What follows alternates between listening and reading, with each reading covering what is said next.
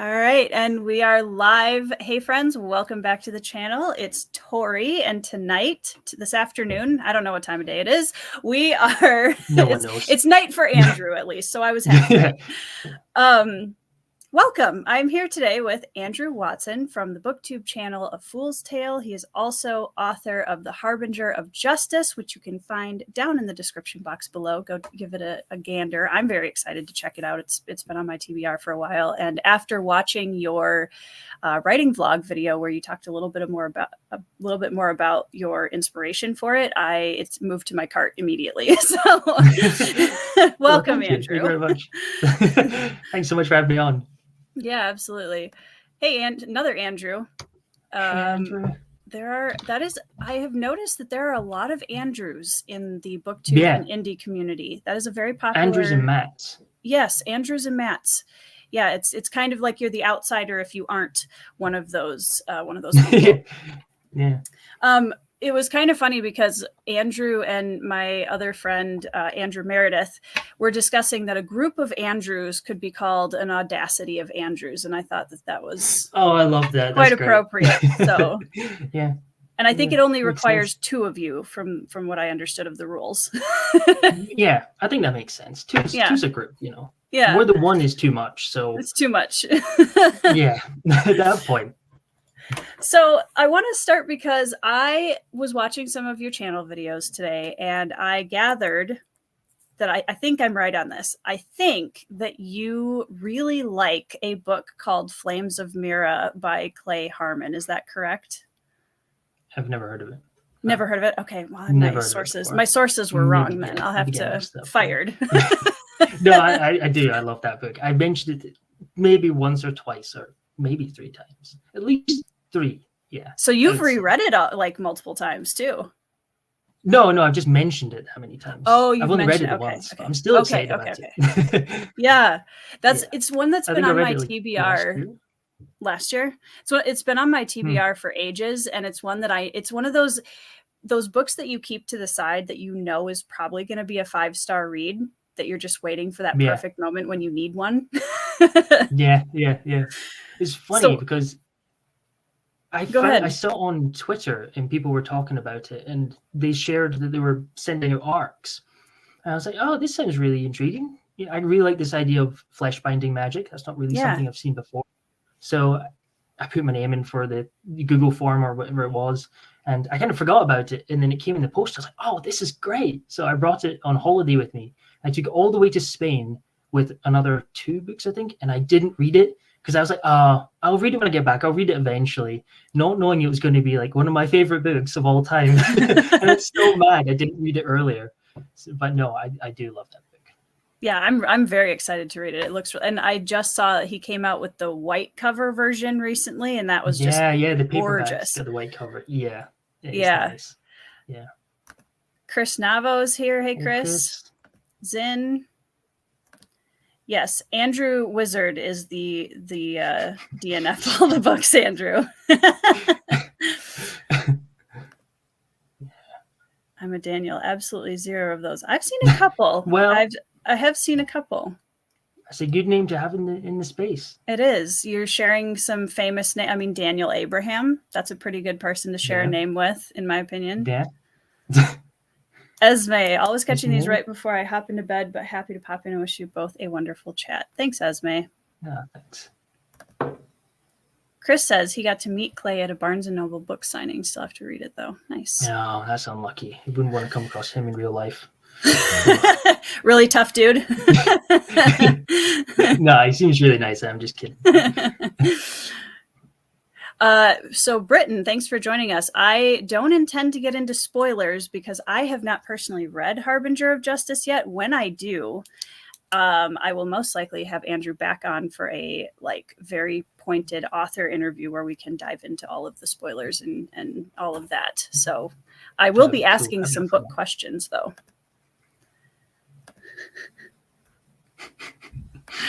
All right. So the other thing that I gathered from your channel videos today is that we may have a disagreement about a famous fantasy character. Oh no, I know. I already know who you're going to talk Do you know about. who it is? Is it Tom Bombadil? Yes, it is. Yeah, I thought so. I thought it might be the case. I'm definitely in the minority with him, I think. You know, it's funny though, because my husband is a big fan of his as well, and he and I have had very pointed discussions about his character. But I always enjoy hearing from the opposite side of the fence. What is it? Why is Tom Bombadil a character that you enjoy? What is it about him that you like? I'm willing to hear. There's just something so amusing about this serious classic fantasy tale. And then this strange guy who comes in and just makes random noises and claims to be a god and just kind of walks about in colored clothing and then wanders away like, yeah, I could deal with this. And that's all we see of him. There's just something about that. I think it's genius. It's just great. It's so much fun. Yeah, definitely. It is just ridiculous. Rocks the tone of the book a little bit for sure. Yeah, it does. Yeah. Making it my mission to read Harbinger of Justice before the end of the year. That would be awesome. Thank you, Esme. I'm going to be ordering my copy tomorrow, most likely, so I'm very excited about it. Yeah, thanks. Yep. And again, for some reason, if you haven't subscribed to Andrew's channel or bought his book, go down in the description and check out both of those links below, because I love watching your videos. I think I'm amazed with how well your channel is doing and how professionally edited your videos are, which isn't entirely surprising given that you have a background in filmmaking, from what I understand. So I'd love to hear more about what drew you into filmmaking and kind of what some of your favorite, like what are some of the films that you kind of hold up as these are just incredible filmmaking masterpieces? Oh, man, that's a really tough question. I kind of got into filmmaking in high school. I've always liked to do something creative. In primary school, it was writing, but I kind of moved away from that in high school. And then we just kind of, me and my friends started getting into like watching lots of films. It was actually my friend James, who is a big film buff, loves films. He was like, come with me, and then led me to his house and we watched a ton of films. And so it was kind of his fault that I got into it. And then we started making like our own little short films and things like that. And it just kind of ballooned from then. I was like, this is what I want to do. This is what I really enjoyed doing. There was just something about filming and editing. I'm one of those strange people that actually quite likes editing as well. So I know that's quite rare. I know a lot of people don't like it, but I quite do. I like piecing it all together. It just feels like a big puzzle that you're kind of collating all together, and it's a lot of fun, especially narrative stuff. It's different with BookTube, but piecing together narratives and choosing when to cut and when to hold on to a sequence, it's a lot of fun. So that's kind of where it came from. As for like what films, my mind is going completely blank, but I do the same thing. Like the obvious one. Yeah. It's like, have I ever watched a film before? Right. Oh no. Lord of the Rings is the obvious one. So yeah, that was probably my favorite films of all time. Also, recently, Everywhere, Everything, All at Once. I think that came out in 2019, something like that, 2020. That film is amazing. It's bizarre. It's really strange, but it's really got some like deeper subtext to it, and it's just beautifully shot and edited. And what's really interesting is the creators of that film did it themselves, and they edited. There was like a really small team, and they had no big studio or anything. They just created it themselves, even editing it, which is insane because the film is so well produced. Yeah, it's bizarre. I think it makes total sense to me that editing would be such an art form, because even, in the small way of editing my BookTube videos, which is decidedly, I would imagine, less fun than doing a narrative style piece. There is kind of an art form to figuring out how to tell the story visually and where, the cuts make a big difference. If we think of our favorite movies and actually start paying attention to how it's filmed and how it's edited. Yeah, definitely. Yeah. It's fun to watch for sure. Andrew wants to know, are you excited for Doctor Who, Andrew? I have not watched Doctor Who in a long time. I really need to watch more because I loved it when I watched it. I just kind of fell out of it for a while and just never went back to it. It's been a while. I think I watched a bit of Peter Capaldi's Doctor Who, and that was the last one I watched. I didn't watch all of it, and then I kind of fell out of it then. But I really liked him. I don't even know why I stopped watching it, so I do need to go back, but I'm not today. Yeah, I'm not either. It's one of, I think with those really long series, it is much easier to kind of put them on the back burner after a while, just because there's so much content there. Yeah.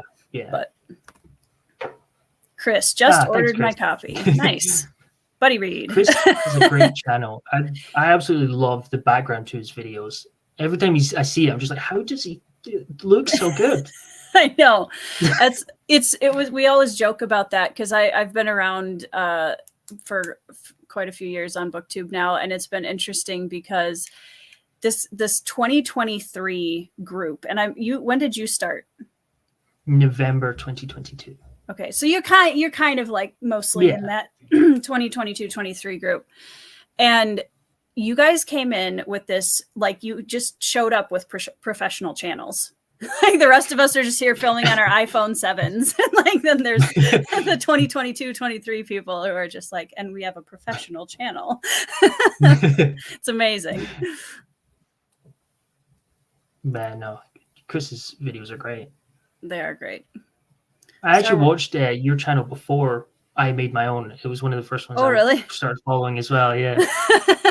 Here's how not it's to. So cool.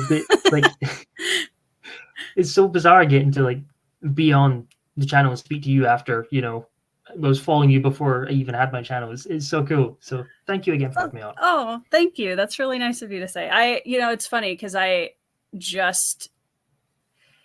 really wanted to keep the channel very conversational. That was something that I really was inspired by, like Mike and, a lot of the other booktubers that started before I did. Murphy is very conversational. And I love that kind of a feel, because I think that really speaks to the kind of community that we're in, and we're all just friends talking about books, So it's fun. Yeah, definitely. Yeah. It's fun to see more people starting channels, and there's so many of them, but they're all so unique, and they all have their own flavor, which is really cool. Yeah. So fantasy, my first question, as we kind of move into your book and your channel here, why fantasy, and what drew you to the genre originally? It's kind of always been fantasy. I don't even know what it is that pulled me in at the start. I actually read the Percy Jackson books in primary school. Those were the books that kind of brought me into fantasy. And then I watched the Lord of the Rings films, and I loved them. And I read The Hobbit, and I loved that. Read Lord of the Rings, loved that. And then I kind of stopped reading fantasy, and I hadn't read any adult fantasy at all really until 2020. But if I look at my taste in films, even in like music and things like that, everything pointed to fantasies. But it took me quite a while for it to click sometimes. So years of my life went by, and then finally in 2020 I was like, right, I think I'd read a Rick Riordan book again, and I enjoyed it. It just didn't have the same oomph as it did when I was younger. Right. So I was like, but I think it just aged a wee bit out of that style for me personally. I do still really like his books, and I still had a good time with it. It didn't draw me in like it did when I was younger. So I thought I'd really like to try something else. And that's when I started following people on BookTube, and then following a bunch of people. And that's when the recommendations come flying in.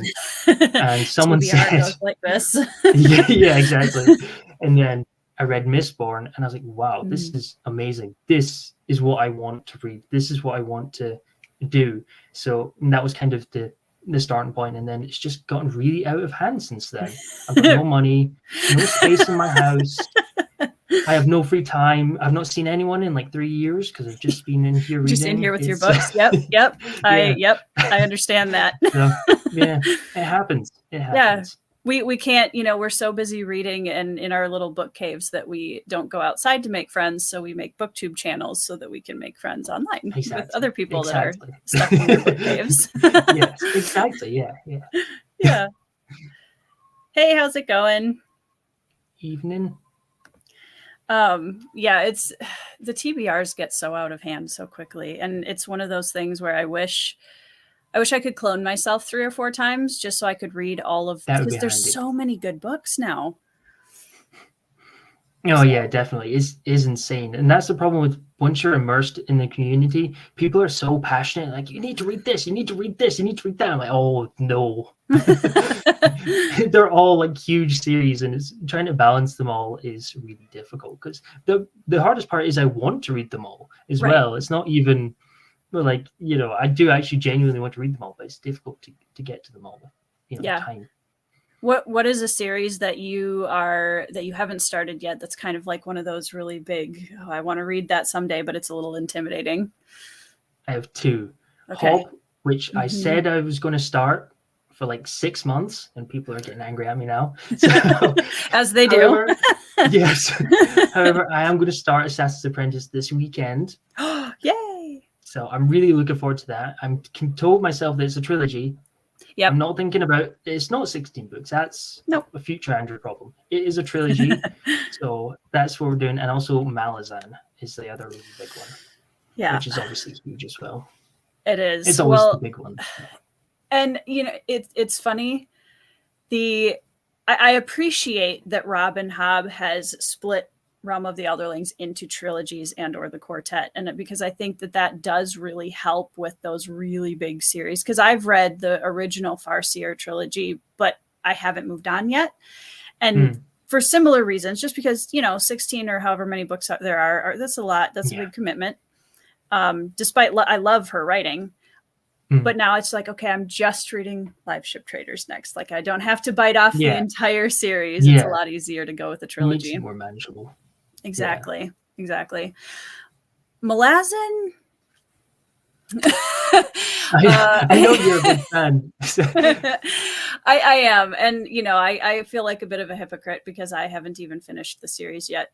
But yeah, it's one of those books that I think with Malazan, just doing the same thing, but taking it a book at a time, and just say, 10, Gardens of the Moon first. Yeah. So there's 10 in the book, the Malazan Book of the Fallen, which Erickson wrote, and he has some novellas and then another trilogy and then Ian C. Eslamont, his co-creator, has a series also set in the same world that kind of like fills in and takes in different directions, like the same historical timeline, but he's focusing on different elements. So I'm excited to have the original 10 Malazan Book of the Fallen under my belt, so then I can kind of start expanding out. But there's, I think, over 20 books in the world now. So, oh boy, it's fine. But yeah, if you take it a book at a time, it's not as intimidating. Yeah, I always thought, it's 10 books. It's a lot, and they're chunky books. So what, 350,000 words, something like that? It's insane. They just take up a huge part of the shelf. That they're So I always thought there was just. That's the third one, Memories of Ice. That's massive. It's a doorstopper. Yeah, but I always thought there was just the 10, and then Philip Chase was talking about the Esomon books, and I was like, okay, I can read them after. That's a different author. That's fine. Connected Universe, but different. That's okay. Yeah. And then I started seeing this other book, and I was like, I don't recognize that from the 10. And then I was looking into it. I was like, oh, there's more than 10. There's the 10, then that, and then there's other stuff by it. I was like, oh man, it just very quickly balloons into this massive series. I'm like, oh boy. Yeah, which it's tough because the payoff, even in the 4 books that I've read, is. I mean, it's such a masterpiece. It can be, I think it does definitely get a reputation as being a very difficult series to get into. But I honestly think a lot of that comes down to how much experience you've already had in the epic fantasy genre. If you're reading epic fantasy all the time and widely in different styles and stuff, I honestly don't think it's as scary as a lot of people think it is. So that's a funny thing is when there's certain authors and series where people only talk about like one big aspect, even if the series is huge, and they don't necessarily, like, I know nothing about Malazan other than it's meant to be pretty difficult to read. That's all I know. I don't know anything about the premise, the characters. I know that you change characters in certain books and things like that. Yep. But no one talks about like the specifics. It's really difficult, but it's amazing. You need to read it. Yeah. It's kind of like Joe Abercrombie. No one really talks much about the plot. And I know a lot of people say like his first book doesn't really have a plot, but that just makes it more confusing, and I don't know what's going on. Yep. So it's really strange, but I'm looking forward to reading it next year, maybe, hopefully. Yeah, I think one of the specific things that I can definitely point to, even 4 books in, that I love about Erikson's writing that's always really influenced me as a writer is how incredibly well Erikson understands the things that we go through in life as humans, and the way to express that from different perspectives and different ages and stages of life. And it's really impressive how well he understands humans. And that's one of the things that I've always really loved about it. Yeah, that's just great. It sounds exactly right up my street. And I know loads of people, usually the series that I pick up because of people's reactions to it. Malazan is one of those series where people are like, whoa, and like they post like just lots of screaming faces and reactions, or them sitting in the corner. The thumbnail. Yeah, exactly. Yeah. So that's immediately makes me think I need to read that, because it brings out such an emotional reaction in people. Like, yes, that's what I want. Yeah, I think once people commit to it and realize, like, find something within the book, it can be confusing when you're first getting into it, but you always find that thread or that character that really draws you in and really makes you excited to keep going. And yeah, that's a special part about it. You know what? You're in good company, Matt. Yeah. How's your TBR doing since starting BookTube, Andrew? It's not good. It's really not good. It just explodes and it's completely out of hand. But, it's made to be endless in my eyes, I'd be sad if I was out of good books to read. So same. I'm taking it as a positive. You'll never have that problem. Oh, cat. Yes, this is Novia. She's coming to say hello. I'm the only person in the house right now, and she's letting me know that I'm not paying attention to her. So she's just gonna, make herself at home here. Yeah. Part of the life. Yeah, exactly. Do you have any pets at home? I do. I have a cat. Yeah, Meg. Nice. Meg. She's downstairs somewhere doing something, probably sleeping, because that's what she does most of the time. Being a cat is very exhausting, from what I understand. It looks like a hard life. It's a hard job. Yeah. Somebody's got to take one for the team. Yeah. Heidi says, I just finished Between Two Fires. Andrew, you need to read this. Speaking of passionate recommendations. Yeah. I've heard the name. I can't picture the cover. Yeah, I'm trying to remember which author that is, because I know I've recently seen that one around as well. Oh, yeah. The same author that did The Black Tongue Thief. Christopher... Oh, Buehlman. Buehlman? Yeah. I think. Yeah. Yeah, Buehlman, yeah. Yeah. Okay. Yeah. I'm excited. That one, that's another one I have on my shelf that I'm excited to get to. You need active reading. Yeah. Yep. I definitely go back and reread sentences sometimes. Yeah, that's part of what's put me off, because I feel like I need to clear my schedule just to read it. It feels like, I'm going to be one of those, like the Charlie Day meme with tons of like Post-it notes over the wall and strings connecting things. That would be a little wild. Yeah. I think dense is a tough word because it immediately kind of gives a negative connotation for a lot of people. I choose to say it's a very rich text typically, and I use that for other authors too. Like Daniel Abraham is another author that I've read that I absolutely love, that is another very rich prose author, where everything you're reading is important, every line you read, everything the characters say, but he does a great job bringing the vastness of Malazan down into very close contact character POVs, which I think is really impressive. Yeah, I mean, it can be harder than... I disagree with the fact that it's dense. I think it is definitely not like a beginner series. I would never recommend it to somebody who's just starting to get into the epic fantasy genre, for sure. So I can see where people are coming from with that. But hi, Caden. Hey, Caden. So he's my one cat... of my victims. Oh, really? How so? Yeah, because Yeah, that sounds a wee bit weird, but I'll put it in context. I started shouting about the series Dungeon Crawler Carl. Yes. Yeah, I've been jumping up and down about it because it's so good. Oh yeah, I can see he's mentioned it in the chat. Yep. Yeah, and he messaged me and he said, "Oh yeah, I've started it." I was like, "Oh, you've made a mistake. That's it now. That's all you're going to be able to read." And he messaged me and said, "I started something else and it didn't work, so I came back and now I'm on book 2." And I think he's now on 3 as well. It's just really addictive. So I'm so glad to see more people picking it up. That's awesome. Yeah, I'm about 60% into the first Dungeon Crawler Carl right now. Are you? Oh, amazing. What do you think? It's fun because I think it's such a different flavor. It's really a love letter to gaming, which I love. Yeah. For anyone who's played, any kind of, dungeon video games ever in their life, it feels like walking home into the like cozy dungeon atmosphere. And Jeff Hayes as the audiobook narrator is honestly incredible. Yeah. And I say that as not an audiobook listener typically. So just amazing. That's very true. I know, Zen. I know. I've only read 4. To be fair, 4 in Malazan is like 20 books in some other series. Exactly. So long, it's a good amount of pages. Yes. Yeah. I wouldn't say House of Chains is a walk in the park either, but that's book 4.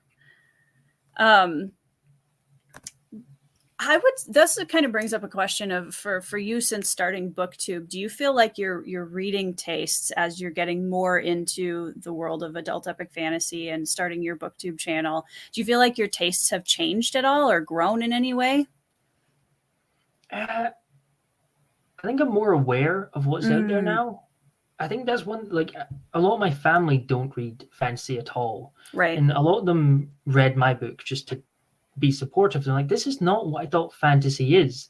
And I think there is like if you're not in the fantasy community and you've read a ton of books, then a lot of people have a very not closed-minded idea, but a very narrow view on what fantasy is. But once you get in the genre, you really see how vast it is and how many subgenres, and it's absolutely insane how different you can pick up 2 books and Dungeon Crawler Carl meets Malazan. They're complete opposites. Right. And it just shows you like the scale of what is in fantasy. And I think coming to BookTube has really shown me more of these more niche books. So I think it's definitely found more niche books like that. Something like Dungeon Crawler Carl, I would never have thought of picking up or even know existed until I was on here. And I actually heard it from Andrew. I don't know if he's still in the chat, but I heard it from Andrew Wizardly Reads. It's just a chain of Andrews reading Dungeon Crawler Carl. Yeah. We pass it on to the next Andrew. It's right. The rules. Yeah. My husband started reading it, and it was funny because he I'm the faster reader of the 2, so usually he waits until I've read something to tell him if he should read it or not. And he started Dungeon Crawler Carl just on a whim and was like, I really want to try this series. And the next thing I knew, my husband, who is very like, he's a slower reader. He's really thoughtful. He retains incredible amounts of the books that he reads. And all of a sudden it was like the only thing he was talking about for weeks. And all of a sudden the next thing I do, he was like, do we have another Audible credit? Do we have another Audible credit? Yeah, go for it. Yeah. So my brother is not a reader. He's not really a fantasy reader at all. I don't think he's read any fantasy book, or if he has, not since he was younger. He's not really read anything. But I knew he would like it. So I said, Lewis, you need to try this. At least try the first book, because he does listen to the occasional audiobook, more non-fiction stuff. But I messaged him and I said, you need to listen to this. And he's like, yeah. And then I just kept badgering him until he's like, right, okay, I'll try it. So he tried it. He is now like halfway through book 3. And this is like the most books he's read in like years. And he's like flying through the series as he buys more Audible credits and as he just binges the series. He's almost caught with me. And I'm like, how did you catch up with me? I told you. Yeah, exactly. Yeah. So other than Flames of Mira and Dungeon Crawler Carl, what are some of your go-to comfort reads in the genre? Like, what are some of your all-time favorites? Murderbot is a great comfort read. I love Murderbot Diaries. I think that's great. It's a really, especially because they're novellas or the novel's really short, they are really good for being like a comfort read. So I like to actually save them for, you know, when I'm feeling a wee bit burnt out, or if I'm having a break, it's a holiday or something. I love saving them for that time because they are very much comfort reads. Also, The Dark Water Legacy, starting with the Ember Blade. Oh, sure. Yep. I love that book. I love that book. I'm so excited much. to read the that one. sequel's great too. Yeah, it's terrific. It's really good. If you like, it's like a modernized classic fantasy. It has all the similar tropes that just feel familiar and great, but it is its own thing, and it's a really great story with great character work. There's a character called Grub, who's probably one of my favorite characters. He falls in the completely ridiculous, but that's why we love him. Grub is great. I have, my favorite fantasy character of all time is Severo from the Red Rising series, and very similar. Like, he's just ridiculous and wild, and you know, that's Severo. Yeah. I need to read Red Rising. That's on my TBR still. I know. I know. We're It's good. on the list. Is there with there's like Red Rising and Sun Eater, and I really want to read both of them, but I know both of them are really long, and I'm trying to figure out which one to read. And you're going to get different opinions from the chat, I'm sure.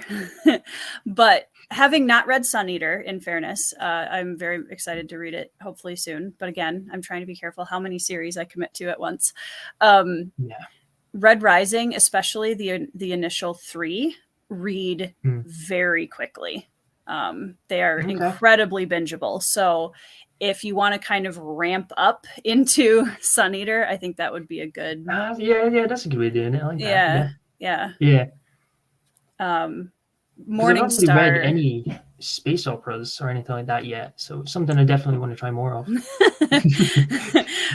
Red Rising for sure. Another one you should check out if you haven't already is Wistful Ascending by J.C.M. Byrne. Yeah, I know of it, but I've not read it yet. And it's on my list. I just got an arc for his Partial Function new release. Yes, Partial Function. And the premise to that sounds amazing. I read the synopsis and I was like, oh, I need this. I need to read this. So I'm definitely going to be reading that, and then hopefully I'll hop on to Wistful Ascending at some point afterwards. So I am excited for that. It's very good. That was another one that my husband and I both read and really loved. And it's just like, I didn't even know really what a space. I mean, I've seen space operas prior to that, but I never what does that look like in a book? You know? Yeah, that's one. Yeah, it's so Wistful is so good for that. It really takes a lot of the things that I loved about a lot of things I saw in film versions into book form with just an exceptionally well written protagonist, and it's very good. Yeah, it sounds really good. So I will only say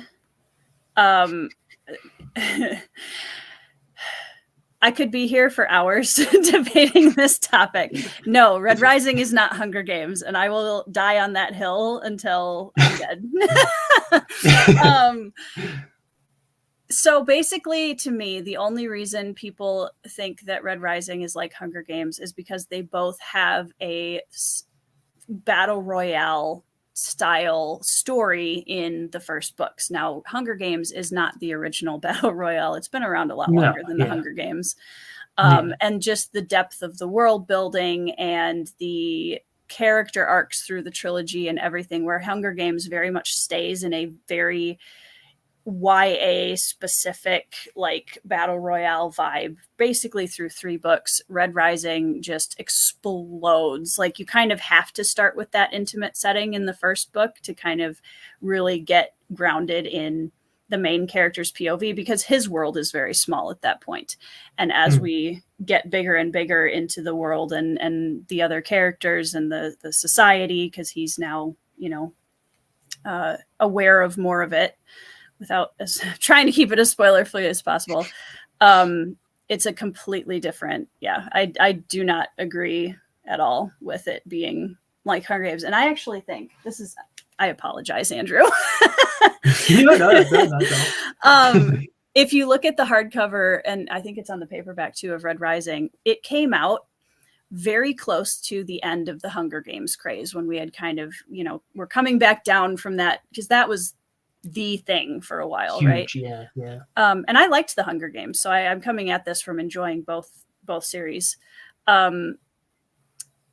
But the marketing team for Red Rising was like, what would be great is if we could catch the tail end of all of the Hunger Games fans. So they literally put Darrow is with Ender and Katniss basically on the front cover of the book. Okay, yeah. So to me, it was more of a marketing choice, and I don't necessarily agree. I'm done. I'll step up my soapbox now. But yeah.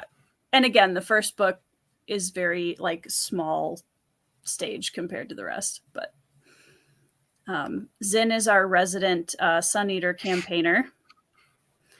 They both sound amazing. That's part of the issue. I mean, we're this going back to our earlier point of just too many books, not enough time, or not enough duplicates of ourselves. Not that I have one already, but I'd like a duplicate of myself. That would be good. Yes. So what makes a book a 5-star read for you? Because we talked a little bit about, your favorites and stuff, but what are the elements specifically in those books that you find, becoming more aware of what you like as a reader? What are some of the things that you find keep pulling you back in? See, this is a really difficult question, but I knew you were going to ask it because I know you like to ask it in interviews. So I do. I came with a prepared answer. You prepared. I'm excited. Let's go. I did. It's not a good answer, but it's my answer. Hey. I would say that what really makes it a 5-star read for me is how it resonates emotionally. So if it makes me feel something, that's what makes it a really good book. I mean, talking about The Ember Blade earlier, the sequel to that, The Shadow Casket, is not a perfect book, but I still gave it a 5-star rating. However, I've seen people who rated it 3-star that I'm friends with, and I agree with everything they said. I'm like, yes, you're completely right. I still loved it. Because there were just certain moments, and so connected to the characters, especially from the first one, because I loved the book so much. But there was just so many moments, especially at the end, that just resonated with me, and I was like, that's just great. So usually what makes a 5-star read for me is what is just emotion. If it has an emotional impact on me, then that's it. It's usually character focused. There's something like the character arc. I'm a very character driven reader. Yeah, same. I have a feeling that based on what I've seen from your channel and that we would have a lot of overlap of, because the emotional impact, and I'm guessing then, because in watching your writing vlog, you were talking about that for your writing process, you have an idea of those main beats of your story, and then you're just trying to kind of connect them all with the bits in between. And so do you approach the writing process in a similar way, where you're looking for those emotional impact moments and then figuring out how to get there? Or is it more like kind of plot elements that you're tying together, or both? That's a really good question. I don't know. Now that I'm thinking about it, I don't know. Isn't it weird because you don't know how to explain it? I just write. I don't know. No. Yeah, exactly. I just sit and clack at the keyboard. Who knows? No, I would say it's probably more plot based. Like I'm piecing together the pieces of the plot, but I also have notes on the character arcs, and that's usually where I would put in something like the resolution and tying that to the scene and trying to tie it in with the plot and just making it an emotional impact to it. But I think a lot of the emotional impact that I'm trying to put in my book usually comes through when I'm writing. It's not really something I'm necessarily planning out while writing it. Like there's certain threads throughout the book that I start at the start of the book, and then at the end we're pulling on that thread, and I'm kind of hoping it's going to have an emotional reaction. And that wasn't in the outline. That wasn't something I wrote into the outline. It just came up when I was writing I'm currently writing the first draft of book 2, and it just came up naturally in the plot. And I was like, oh, this is pretty cool. This would be really fun. So take notes on that, and then I'm leaving notes for future Andrew. I'm like, future Andrew, do this, and it'll look really cool, I think. So that's kind of how a lot of it just comes in well. Discovering writing the first draft for me. Yeah. So it's a very kind of an intuitive. Yeah. Yeah. Definitely. Yeah. That makes a lot of sense. Shadow Casket will be awesome if book 3 makes something of all the stuff that seemed to go nowhere. Because it's a trilogy, right? Yeah, it's planned to be a trilogy, Yeah, there was one character, especially at the end, that just kind of got ripped out of the story and then went somewhere else and went through major development off screen and then came back. And you're like, what happened there? And I can see the frustration. I'm like, well, why? It's like a big no-no. And it didn't work for me either. It did frustrate me. And I was like, oh, that's annoying, but I still love the book. Right. Yep. But there are little nitpicks like that. I get it. For sure. And I think, there are people that have made points about Red Rising. It's the same thing. The first book of Red Rising, especially, where like I can understand where a lot of people are coming from with the things that they didn't jive with about it. But I still, it's like my comfort read. It's the book I would take, that trilogy I would take with me to a deserted island if I could only bring one. So, what about you when you're outlining and drafting? How do you do the stuff? Yes. What I mean? The same question, but for your book. It is funny because I say it's hard to explain to people, isn't it? Because you just do it. Because I totally resonate with that. I'm kind of like you, where I'm a mix of outline and discovery with a very heavy discovery emphasis. I kind of have an idea. I usually see, almost in film style, certain emotional impact moments throughout the book. And it's okay, how do I get there? I know that's coming, and I know how I want it to make me feel.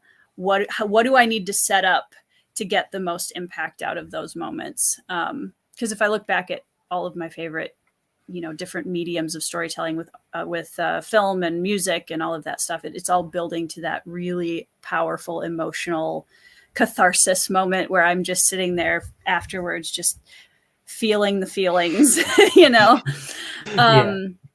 I do outline a little bit when I need it. So if I discovery write and get to a point where I get stuck, then I usually stop and say, okay, can I outline at least a little bit the next couple of scenes just to kind of kickstart that again. But a lot of it is discovery writing. Like, I have Bloodstones coming out at the end of the month, and I've had a couple people ask me already, so like, what happens in book 2? Have you started book 2? I'm like, I kind of sort of know what happens in book 2 a little bit, but we'll see when we get there, No, I get that. Yeah. So how has it changed for you since, starting Harbinger, which is your debut? Has the story changed as you're discovering new things about it, writing even now into book 2, where you're finding pieces from, that you didn't even realize when you started, like, oh, yep, this is where that was going, and I wasn't really sure where in the beginning? Yeah, definitely. More so with character arcs. For me, now that I'm thinking about it and we're talking about it, it definitely feels like character arcs are more what come through the discovery part. And then the plot is more structured. And because I know what can happen. I knew what was going to happen in book 2, and I knew what was going to happen in book 3, but it's more very broad. So I knew how book 2 was going to start, and I knew how book 2 was going to end, and I have a rough idea of where book 3 picks up, and kind of where I want to take it, and kind of how I want to end it. But all the small minutiae elements with the character arc and even the world building and all that is all discovery written, really. And I definitely feel like that's just done while drafting.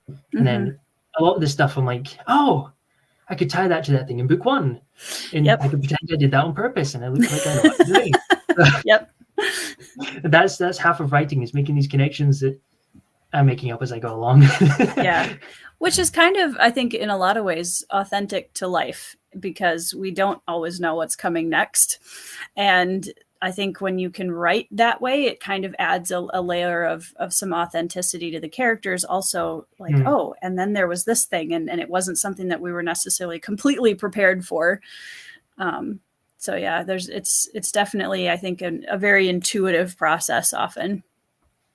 Yeah, I don't settle on things like the title until my first draft is done, because I feel like it's too broad. I feel like it's so hollow, my outline, that it's not a book. It's just notes scribbled. And once I've written that first draft, I know the story, and I can make it better, because the first draft's really rough. Well, my first drafts are really, really rough.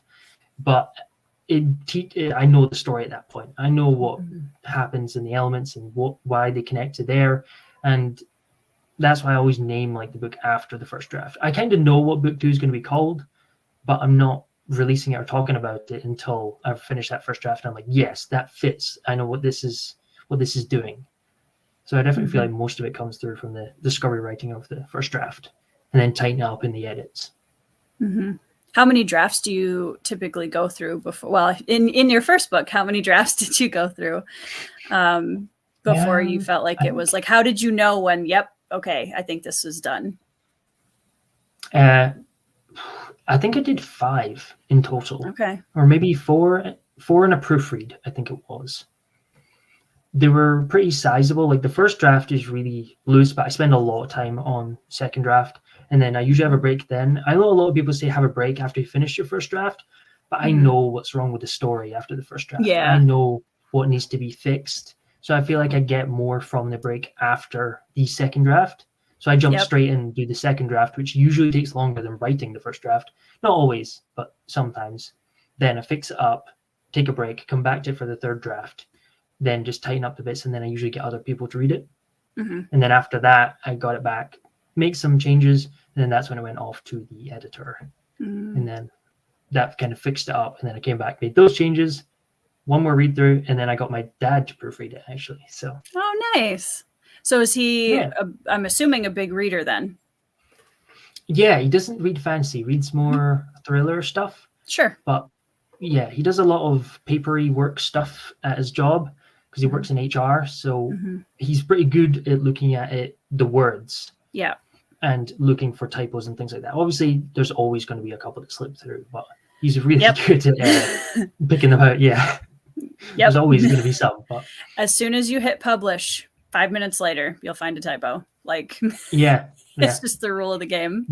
Yeah. I think I sent it to my editor, and then after I sent the email, I was like, right, just to make sure that it was all there, I downloaded it again off the email, and then I opened it. I was like, yeah, it works. I saw a mistake on the first page. I was like, terrific. That's great. That'll make a great impression. Okay. Yeah. Well, and most of these books have been through so many different readers by the time they come out that you'd think, oh yeah, it's amazing how many people can look at a book together and still there are going to be typos. And at some, that's why when everybody, if there's somebody on a review somewhere that's like, I found a typo, I'm like, congratulations. Wow. Most weeks. Right. You're going to find them everywhere. Yep. Yeah. I'm curious because you mentioned something that definitely piqued my interest about Harbinger, which was that you were very inspired by Egyptian mythology and history, which is something I'm also very passionate about and grew up just completely in awe of all of that whole era of history all over the world. So tell me a little bit more about that, where the initial spark of the idea came from, if there's like specific bits and pieces of Egyptian mythology and history that were really inspiring to you. Yes. So it was in primary school. We did it in primary 3. I don't know how that translates to US, but I must have been 7. So like 2nd, 3rd grade. Sure. Okay. Yeah.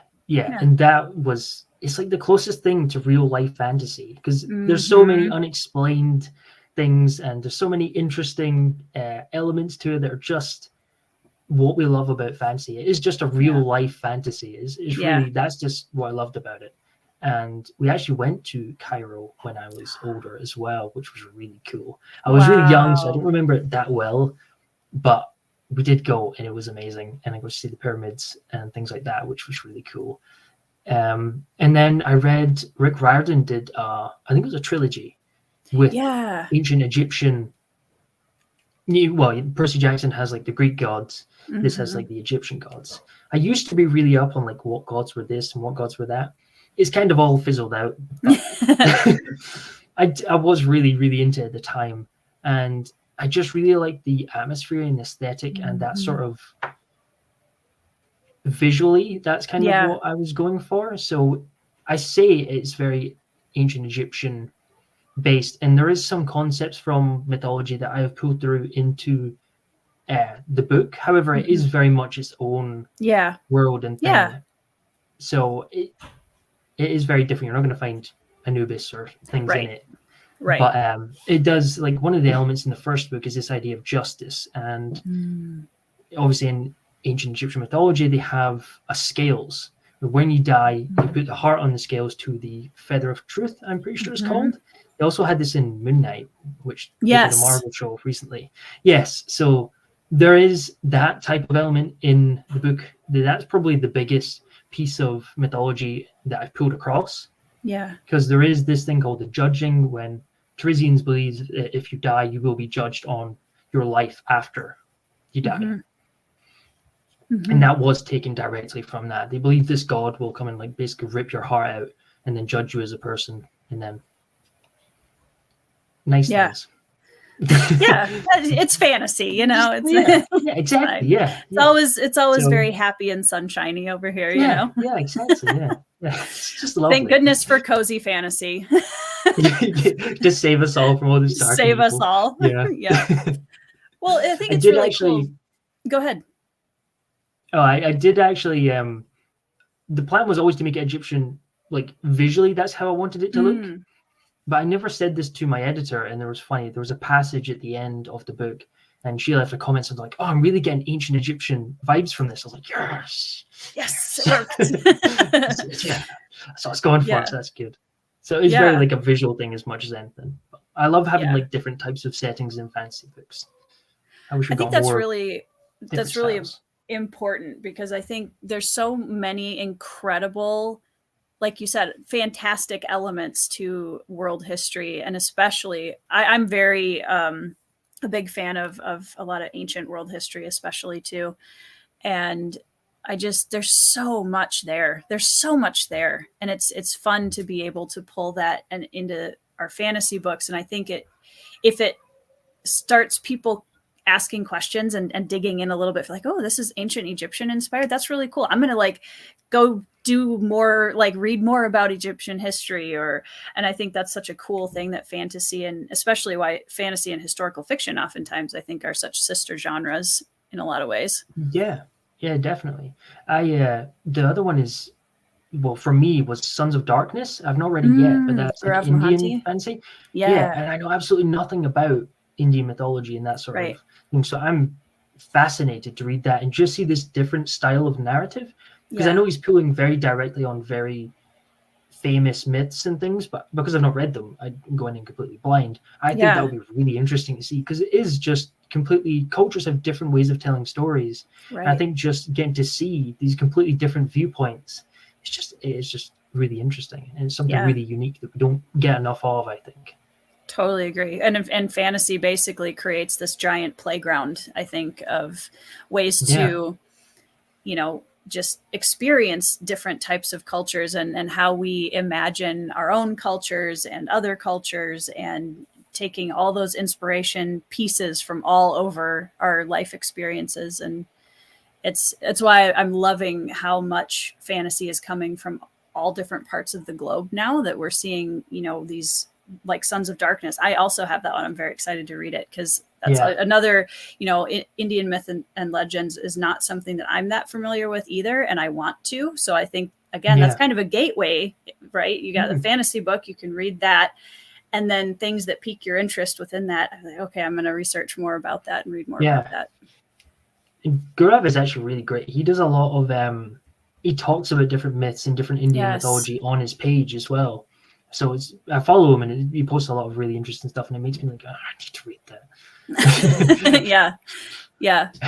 I often will just go on YouTube and look up random, like, especially I love watching craftsmen from different places in the world. Like before I wrote Bloodstones, I watched a video about ink making in Japan, and that was just fascinating. It's so cool. Like it's such a specific process, and it's so like they've been doing it for, you know, centuries, and they've just perfected these techniques, and these little ink blocks are cured for years, and they're worth like ridiculous amounts of money. And it's amazing to see how those things have come from our past history, and people are still doing them and appreciating them.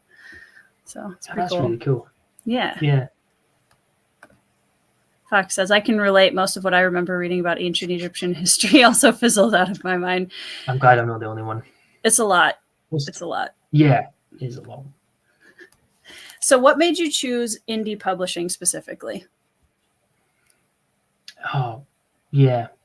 So I didn't even think about doing traditional.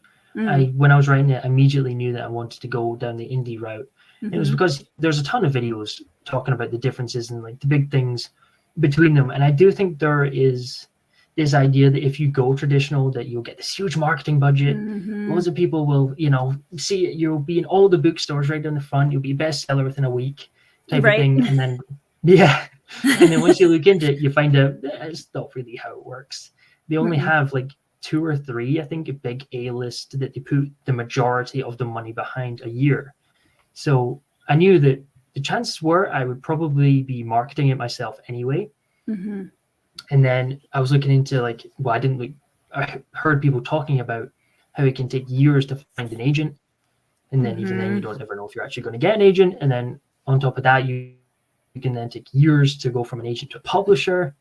And then after that, the big benefit in my eyes of going traditional and doing all that is getting in bookstores, which is obviously huge because that's really hard to do as an indie.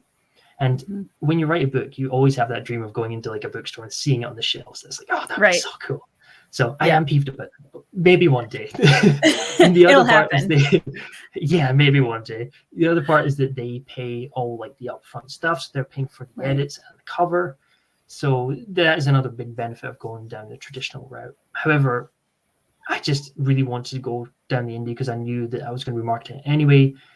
And it's funny, when I was writing the book, I was getting more immersed into the community. I was listening to a podcast on YouTube called Wizards, Warriors, and Words. It's not actually live anymore, but it's by it was Jed Hearn, Rob Hayes, Dirk Ashton, and Michael R. Fletcher. So amazing lineup of people, and there were really interesting discussions that they had, and they had other authors on. And one of the ones that they got on was Sarah Chorn, who is an editor, a freelance editor, and that's how I found her. I started following her, and she just seemed like such a nice person, but equally she was so supportive of the authors she worked with. So I was like, oh, that would be amazing to work with her while I was still writing the book. And then later on, they did an interview with Felix Ortiz, the artist, and I was like, he's amazing. And then kind of got obsessed with his art, and I was like, wow, how cool would it be to get him to do the cover? And I was like, I have to go indie, and I need to reach out to these people and cross my fingers that they will work with me. So I knew immediately that indie was like the route that I wanted to do. And also the indie community is just amazing. Like the different authors all pulled together, the readers and the reviewers that then make time just for indie books. Like I know there's like Indie December when they have like the month of just reading indie books and stuff like that. The community aspects to indie authors is insane. And it's a shame. I do think that the traditional authors that don't get the same marketing push are kind of missing out on some of that community aspect because they don't necessarily get the same lift up, even though they're basically in the same situation as indie authors. And so that was kind of my thinking. I was like, I need to go indie. It just makes sense when you have an editor and an artist that you want to work with already. Like, okay, you got your dream lineup for your first book. Yeah, exactly. Yeah, that's pretty awesome. Yeah. Well, and I think that it's been cool because even within our book community now, I see a lot of the barriers coming down. I see a lot of the barriers coming down between readers and authors. I see a lot of barriers coming down between trad and indie authors because, if I look at my kind of community sphere, even on Twitter, it's cool to see both sides just talking. And because at the end of the day, we all love and either write or read fantasy books. And finding that common ground and sticking to it instead of focusing on, why we're so like separated. Yeah. It does just feel like one big community is great. Yeah. And it's amazing. That's the good thing about social media is that the communications with different authors is so much easier now, and so many people are active on Twitter and stuff. Then they're very open to talking, which is amazing. It's bizarre because when I was younger, you always think, oh, authors are these big, amazing, gods. Yep. But then suddenly you're just like, oh, he answered me on Twitter. That's insane. I know. And then you have this little moment where you're like, oh gosh, they actually said something back to me. Now what do I do? Yeah. Oh no, I need to think about something to say back. So if you could talk to or interview any author that is still currently living, who would you really want to talk to? Oh boy. I think Brandon Sanderson would be the obvious choice. He was the one that got me into the genre, and he's still like my favorite author of all time. I love his work, so probably Sanderson. Okay. What about you? Who'd you pick? Well, so I had 2 bucket list authors when I started doing interviews and Motley Crew episodes where I wanted to interview or talk to Steven Erikson, which I got to do this year, which was wild. And just the nicest guy and just so much incredible writing wisdom. And I was just sitting there with my notebook the whole time. Now the second one that I intend to bother until he says yes is Pierce Brown. So I remember you talking about it. Yeah. Well, he's already given me permission to bother him about it. So I feel like, all right, well, yeah. I don't, why, Andrew? I think it's a good choice. Why not? You're going to have a large subscriber base very quickly. So I will give you that. That's true. It's an algorithmic positive there. Power move. Yeah. Yeah. Yeah. Do you have your book in Silverstones, don't you? I don't think so. I know of Silverstones, but I don't think they have my book. Yeah, sure. They just opened. That is a good point. You'd have to ship it from the US to make it a little bit more cost effective, I'm sure. But they just moved into a physical location, which is very exciting. Okay. Yeah. So there's a new, like, I'm hoping. So with your book, you mentioned wanting to get into bookstores? Have you like canvassed the area you're in for any local bookstores or anything yet? Have you talked to anybody around you? No, not really. No, my family was like, oh, you should put it in the local public library. And we're like, oh, okay, yeah, I'll look into doing that. And it is a nightmare. It's so difficult. You think, how difficult is it to add it to a system and then hand them a book to put on their shelves? And it's a nightmare. It's really difficult, apparently. So I was like, I'm not going to bother chasing that. It's ridiculous. It's so difficult to do. And I've published with Ingram Spark, which is wide, so they should be able to order it. And apparently no, I don't know. So but that's the only one I've even looked at. I don't know what the process would be like to try and get a Waterstones or something like that. I think it would be really difficult. I'm not sure. Yeah, I'm sure with a lot, and like for us with Barnes and Noble too, if you'd have to sell a certain threshold of books and something. Definitely check out Silverstones. I don't know for you being not in the US how cost effective that would be for you, but if you have the option to, if they can just order on Ingram Spark. Yeah. So I think so. There you go. Heidi wants to know, you agree there are some rainmakers in BookTube. If they love the book, it's golden. Well, Andrew, you can speak to this too. With your, I feel like it's definitely a fact that if one of the big BookTube channels picks up your book and reads it and talks about it on their channel, even like Mike's Book Reviews doing the book hauls, I know is a huge amount of exposure for authors. So yeah, for sure. I mean, that's a kind of a bucket list thing, I think, for a lot of authors, for sure. Oh yeah, no, definitely, yeah. I'd be terrified for them to read it. But same. It would be cool. Well, and it's weird too because and I kind of was going to ask you about this partially too. Once you get in the community and you start meeting people and networking and becoming friends with a lot of other booktubers and stuff like that, I think I'm less afraid of them reading it now that I know them as people. Not Daniel, obviously, but I'm friends with both Mike and Patrick, and they're both just wonderful people and super nice and supportive. And I think it helps because oftentimes I think we can, just like authors, we can put like the big booktubers up on these kind of pedestals. Like, wow, like, you know, they're just people too, and they're just reading books too, you know? Yeah. No, definitely. Yeah. And so the good thing is they're all really nice because they are really nice people. I would trust them. If they did not like it, then they wouldn't just immediately say, that sucks, and then burn it on camera and, you know, do all the dramatic stuff. They would say, oh, you know, some people might like it. This is the things I really didn't like. This is the things I liked. They're all amazing reviewers. So I'm less afraid of them because I know that the reviewing style is very fair, and they'll say everything that they think, but they're respectful about it. Right, exactly. Do you feel like now that you are on both sides of the booktube world as an author and a reader, does that change how you review books or how you read them? No.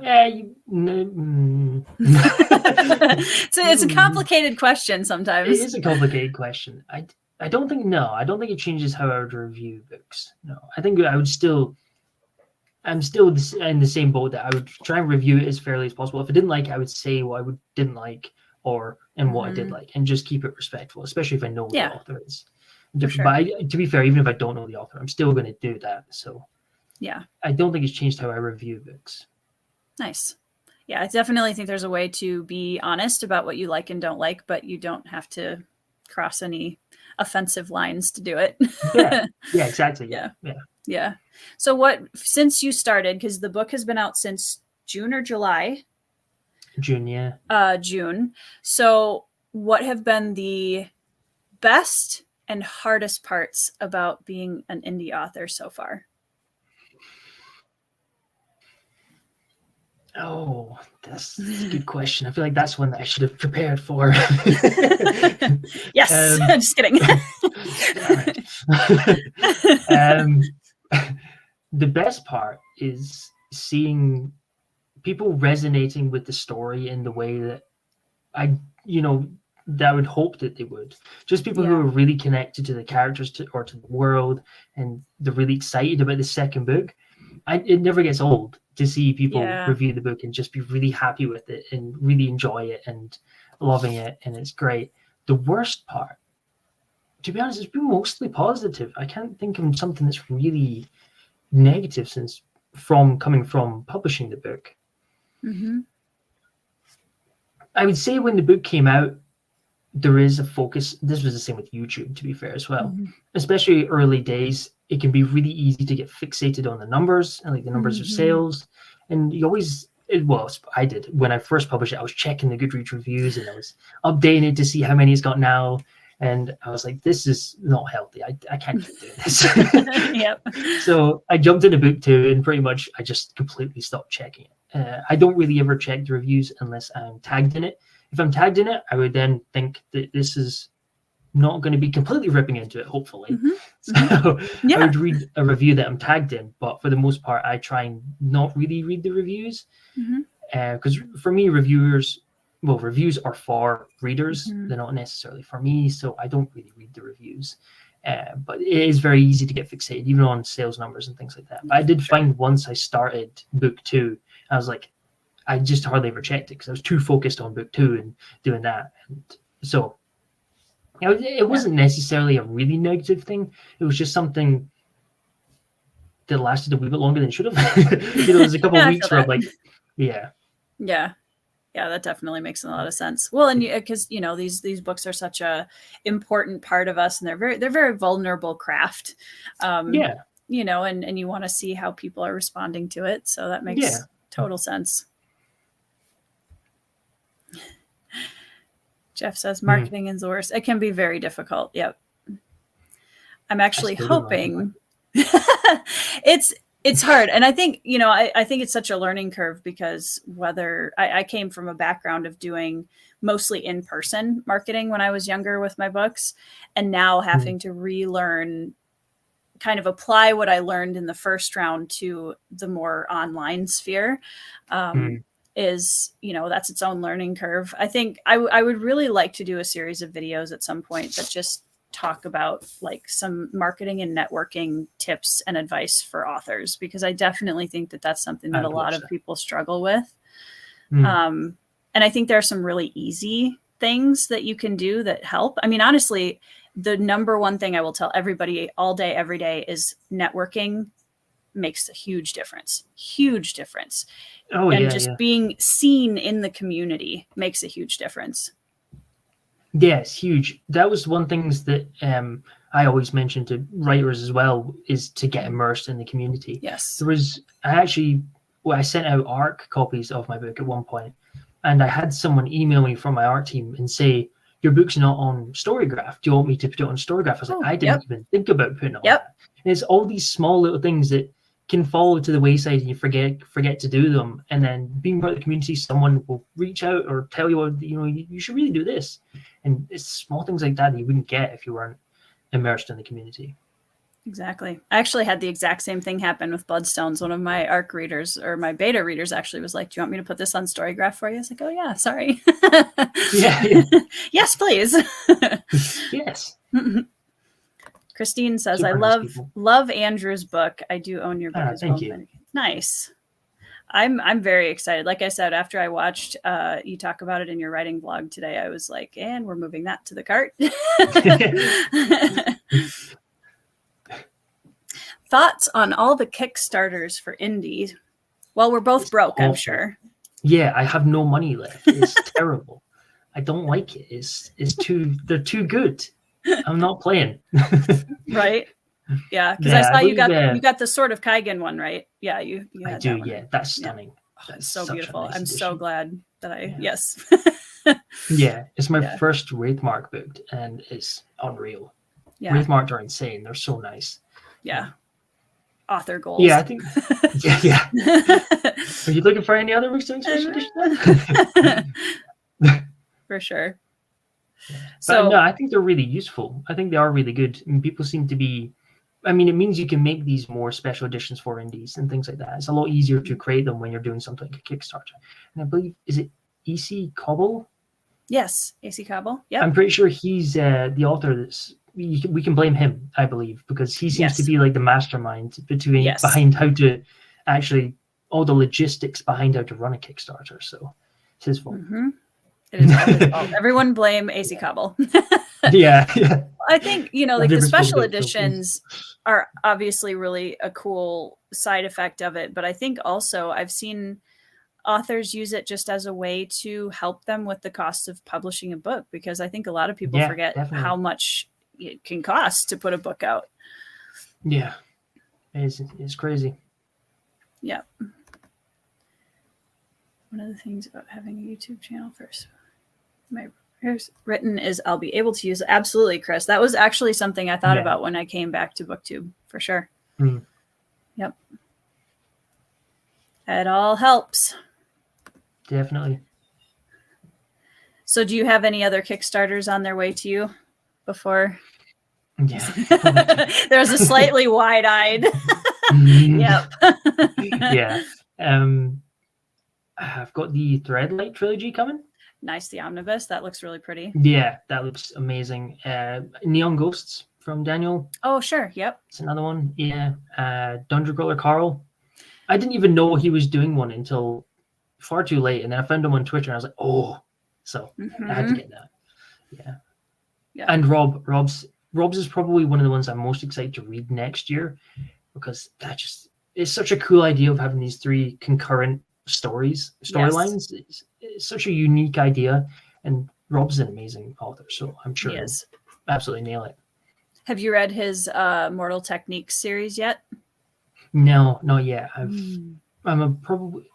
think I've read 3 of the 5 War Eternal books. Okay. But I need to get on to. Yeah.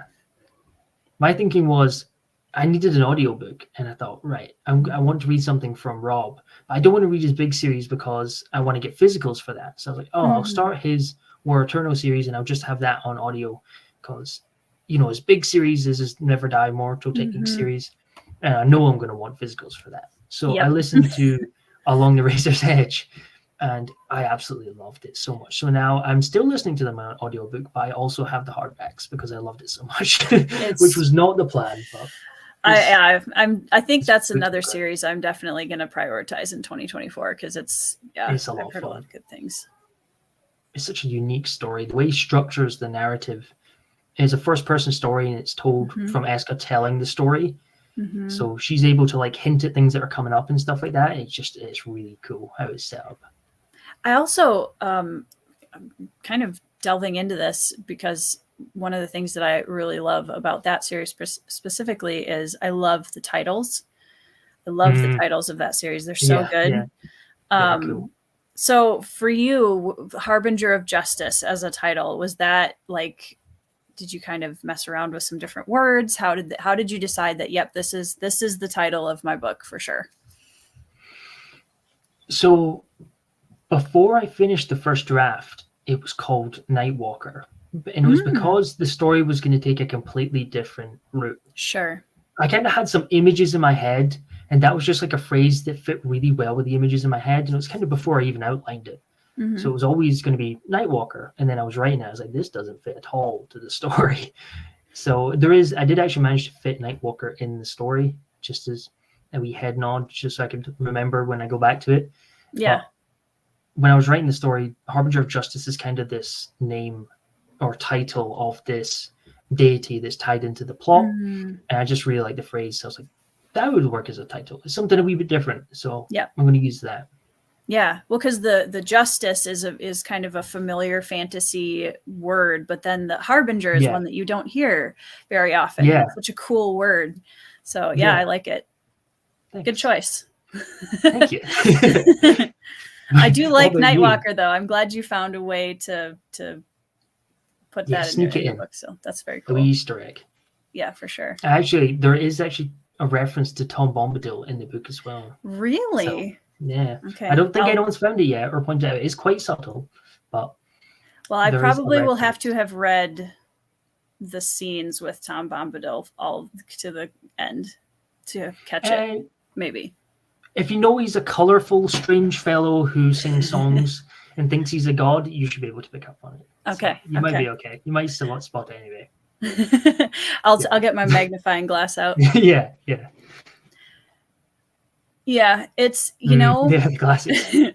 It's true. Well, and it's funny because, personally having a book coming out shortly called The Bloodstones, I mean, it's an incredibly original fantasy title. I love that title. I think it's great. I do too. It's, I mean, and it's such an important location for the whole story. It's kind of it's definitely a catalyst for the entire trilogy. So it was really important to me to give it that gravity with the first book. Yes, Pete is reading it currently, and it's being referred to endearingly by my ARC readers now as the Bloody Rocks, which nice. I think is awesome. We love that. That's great. But yeah, I think, it can be hard because, there are a lot of books that have blood and stone and shadow and, insert all the list of fantasy words here.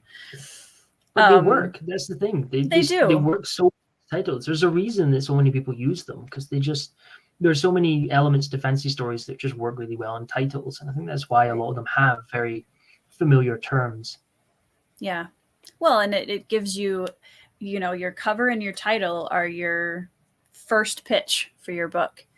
And for you, I immediately get a sense of a little bit of what I'm going to get, obviously from your cover, but that title also gives me a sense of what's going to be important in the story. And I think that that's really cool too. Mm-hmm. Yes. Ash is another one. Yes. Ash is a good one. Yeah. I'm now looking War is another one that's good. Yep. Dragon. Shadow. Yeah. Shadow's a good one. King. I should rename it, Pete. Yeah. I think that's perfect. I'm excited. The second book, I feel like, there's another couple of words, but I'm excited for that one. The second book of the trilogy is going to be The Queen's Wolf. Okay, cool. And that one I'm very excited about, because again, it ties so perfectly in with the book. I'm one of those weird people who has to name things before I can write them. So I have the opposite problem. I know that the second book is called The Queen's Wolf. I'm not entirely sure what all happens in it yet. Yeah. No, that's really cool. Yeah, Blade. Yep. Blade is for sure. So what are your future plans now going forward? You're working on book 2, which is very exciting. Do you have kind of a general timeline, or you're just working on it and seeing what happens? Yeah, I think it will probably be autumn, fall of next year. Okay. However, the plan is that's quite late for someone who's probably going to finish the first draft in January time. But there's scheduling things that will push it a wee bit later, and I do want to spend longer on when I finish it to when it releases. Yeah. Because I do want to do longer arcs. I feel like that's something that I would like to have done with the first book, is just have a longer time for people to have a chance to read it. It still did really well with launch, and a lot of people had already read it, which is really fun. I do want to test out what's like having this longer window, because I know a lot of authors say even like 3 months between it being done and it releasing is a really good window. So I'm testing out just kind of like a longer window. So it'll probably be later next year, autumn time. But I do also plan on writing a novella. Nice. In the same world. So I don't know if that'll be before or after. Probably before is the hope, but we'll wait and see. Yeah, that's exciting. I think that's honestly really smart, because I'm learning that even with Bloodstones, that going forward, I will probably give myself more time in certain phases of it. And I know a lot of the, like Ryan Kyle says this all the time, like give yourself time, like don't rush it, make sure. So giving yourself that extra time, I think, is really smart. I had a conversation with him when I was working on book 1, and I went to him, and it was probably seemed like a raving madman to him. I'm sure he's like, I'm not speaking to Andrew again. He's weird. I doubt it. Well, I hit with so many questions, and I was like, right, how does this work? How do I do this? Because I didn't leave a ton of time for myself to get between things. And if I wanted to tweak something, I didn't realize how long it took for things like, if you want to change the font size, it takes so long to go through and fix all the formatting. And then you need to redo the Ingram Spark files, because they're very specific. Even if there's one page of a difference, you're telling me before we laughed that this pain. They're very specific. So even like one page will make no difference to the spine size, but on their system it does. So you need to re-enter that. And then there's processing time. Even though things are exactly the same, you still need to go through the 24-hour to 48-hour processing. What they're processing, I have no idea, but they're processing something. And then it takes a while for them to ship it out. And I went to him and I was like, I need to just ping him a bunch of questions. And he was like, it's fine. You just need to chill, leave longer. And I think it did end up pushing back the date, because at that point I was going to release it earlier than that. And I was like, you're right. I'm getting far too wound up with trying to get this all done within this made up deadline that I've put on myself. And I hadn't made it public. So I was still very much fine with pushing it back. I was like, you're right. So I think I pushed it back like a month and a half, and it made a massive difference. So it's definitely, taking the time, especially with that first book. There is when it's done, you're like, I want this to be out there. I'm excited for people to see it. I messaged Patrick and I was like, Patrick, we need to do a cover launch. Can you do the cover launch for me? He's like, yeah, no worries. He's like, do you have like the Goodreads thing and like a pre-order link and things like that for people to do? Very reasonable things. I'm like, no, I don't have any of that. Yeah. I was like, okay, I'll come back to you. He asked me the same thing when he did the cover reveal for Bloodstones. He's like, okay, so what's the pre-order link? He's like, I don't have one. Just post the cover.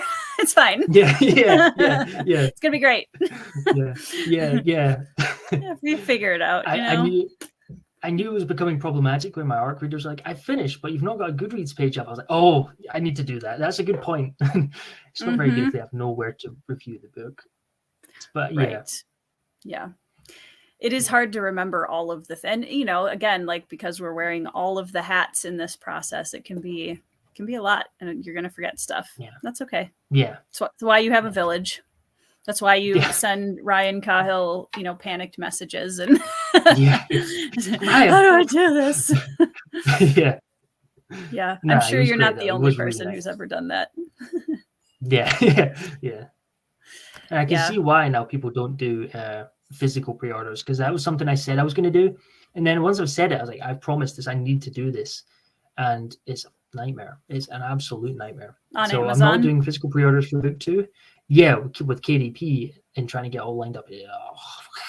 No, never again. But I promised it, so I was like, I have to do it. So I did do the actual legwork and made it work for like, I think it was a week before launch. It was a wee bit of a pre-order. So did you do pre-orders with your ebooks? Yes, there was definitely, Just the ebook was up for, it was just the print, and the print was, but only for a shorter period of time. The ebook was up for a wee while, but I only got the print because it took so long to get on the Amazon system. It was all sitting there. I was just waiting for it. It was, but now I know that this processing time is there. I'm definitely leaving more time for these things with book 2. Yeah. 3 months. I think we forget oftentimes because we're not traditionally publishing how fast the indie market actually goes. It is incredibly high pace. And I think that honestly, a lot of authors could benefit from just taking a breather and slowing themselves down and really making sure that they've got all their ducks in a row, because one of them will be out of the row no matter what you do. Yeah. Well, Andrew, is there a book that you've read recently that you would like to leave the chat with that you'd love for them to go check out as a book recommendation? Has to be Dungeon Crawler Carl. It's pretty much all I've read, so it needs to be that. This is the new brand of the channel. Yeah, this is it. It's just going to be a Dungeon Crawler Carl channel at this point. Cool. Love it. I'll look forward to the deep dives about the characters and the It's coming. It's on its way. Yeah, I have nothing else to talk about. I get it. My husband has been like, he just recently finished the last book audio and was just like, now what do I do? Yeah. So, I actually tried to read something else, and I was like, I want to go back and read that. So I do want to read Assassin's Apprentice as well. Yes. I'll probably read that this weekend. I'm excited for you to experience Robin Hobb. She's one of the most incredible slow burn fantasy authors I've read. She's just very gifted at it. So definitely somebody to learn from for sure. I know, and I love it. Yep, lots of Hobb fans in our sphere, so you'll have lots of people to talk to. Excellent. Awesome. Thank you. I've heard that it's going to be traumatic. I've mentally prepared myself going in. Yeah. Will that be enough? Probably not, but I've tried. You know, we can only prepare ourselves so much for any of these. You never know what the impact is going to be until you get in there, and then you regret your life choices, and then tell everyone else to read it too. Yeah. This is traumatizing. Everybody read it. Please. Yeah. Misery loves company. Yeah. Well, guys, thank you guys so much for hanging out with us in the chat. And again, if you haven't subscribed to Andrew's channel or purchased his book, please go down in the description box below and find both of those links. He's got an awesome channel. I'm very excited to read this book. I can't wait. Egyptian mythology and history inspiration. That was an immediate click for me. So I'm very excited about that. I'm excited to see what you do with it. So if there's anything else you want to share that you want people to go check out before we jump off. Yes, everybody should go pre-order Bloodstones as well. Oh, that's coming out very, very soon. Thank you. I'm sure they already have, but it's just a reminder, if you haven't, you need to go do it. Yes, the pre-order link will be up soon. Eventually, or add it to your Goodreads TBR, and you'll be ready for it. It is on Goodreads. I am what ducks, what row. It's fine. So, Andrew, thank you so much for sharing your evening with us over on the channel, and I really appreciate your time. Thank you so much for having me. This was great. All right. Bye, everybody. Thanks for joining us.